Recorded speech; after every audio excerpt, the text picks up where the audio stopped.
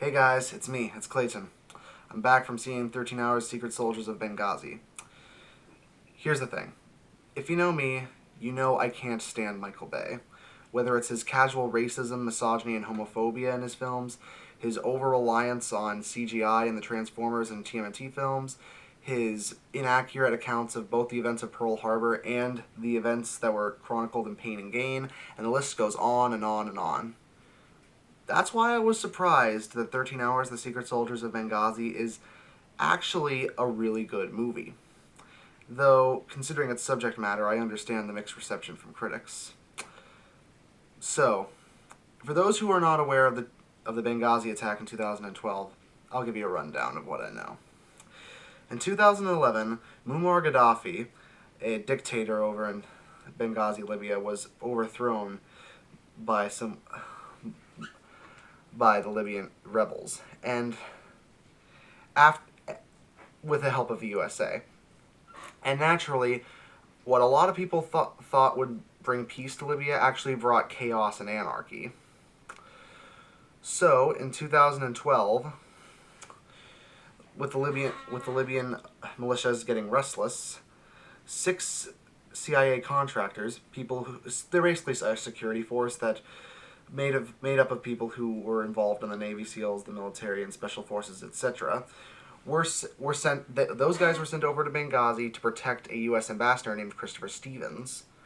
Unfortunately, on September 11th, 2012, Christopher Stevens and all of the soldiers were attacked by several Libyan militant extremists, and Stevens was unfortunately killed by smoke inhalation once the building he was in caught fire.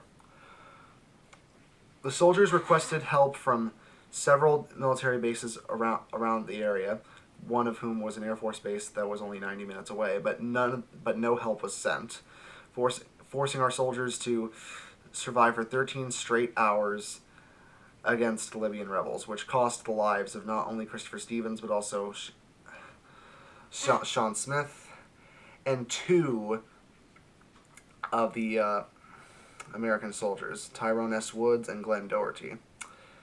Why am I telling you this? Because this film chronicles those events. And I must say, it's an accurate account based on what we know. And a lot of people thought this would be a very politically charged film aimed at destroying Hillary Clinton's presidency, her campaign. And even though there's a lot of anger and there's a lot of unrest in this film, I'm glad that it doesn't decide to take a side for left-wingers or right-wingers. It sort of just allows the audience to make their own perceptions on the events. It just has a very straightforward, here's the facts style. The film has a lot of the typical Michael Bay traits. There's a lot of explosions, there's a lot of gunfire, there's a lot of shaky cam, and, of course, there's a bit of product placement.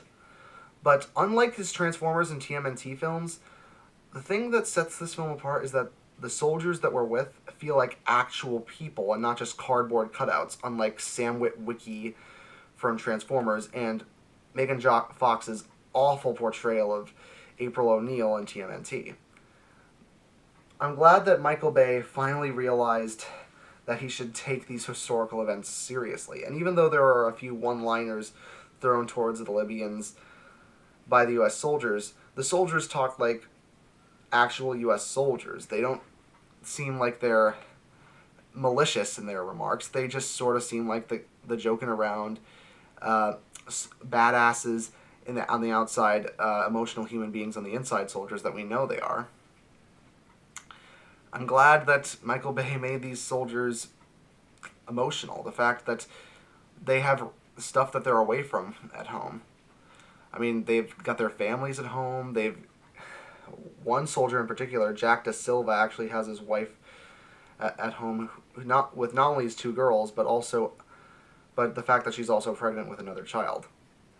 I mean, these elements might seem cliche, but according to the soldiers who were actually at the event, they said that these things were accurate. So I do respect Bay for sticking to the facts and not straying too far into any agenda that he might or might not have. But enough about politics. What did I think of the rest of the stuff of the film? I thought it was very action-packed. I mean, the action, even though a lot of it is with shaky cam and a lot of it does have the annoying Michael Bay cliches involved with it, the action is riveting because you actually care about these soldiers. And when I was watching Tyrone Woods and Glenn Doherty, I really didn't see actors. I saw the actual Tyrone Woods and Glenn Doherty. That takes some brilliant acting to do that. The injuries on display are also taken into account. I mean, this is a very brutal film. You see people being ripped apart by machine guns. You see people's limbs being ripped off of their bodies. You see pieces of flesh just hanging on that's completely cut off the bone.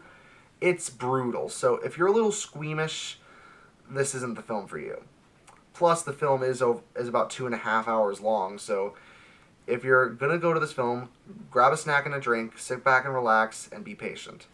Especially since the first hour of the film is sort of just setting up the characters and going through some of the typical Michael Bay cliches. At first, I was thinking that the opening was going on a little too long, and it was relying too much on one-liners. But once we actually get to the battle, that's where the film truly shines. The emotional impact, the fact that these characters feel like humans, and the fact that the movie has respect not only for the U.S. but for the Libyans that died. In fact, yeah, there are a few scenes where it shows that not all of the Libyans are just militant extremists. There are some Libyan characters who happen to help out our heroes every now and then. In fact, even some who play a big major role in the film's climax on our heroes' sides.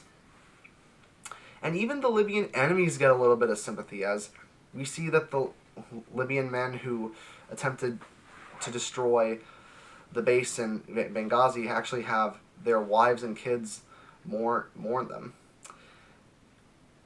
So for everyone who calls Michael Bay a racist, he really didn't show much of his racism here.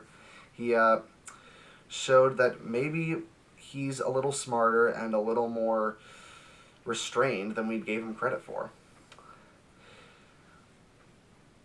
So, with amazing action, a surprisingly decent worldview from Michael Bay, and a truly excellent recounting of the events of Benghazi, and I'll tell you, those final scenes of seeing our soldiers break down and seeing the tribute given to Tyrone Woods, Christopher Stevens, Sean Smith, and Glenn Doherty, they will always remain in my mind.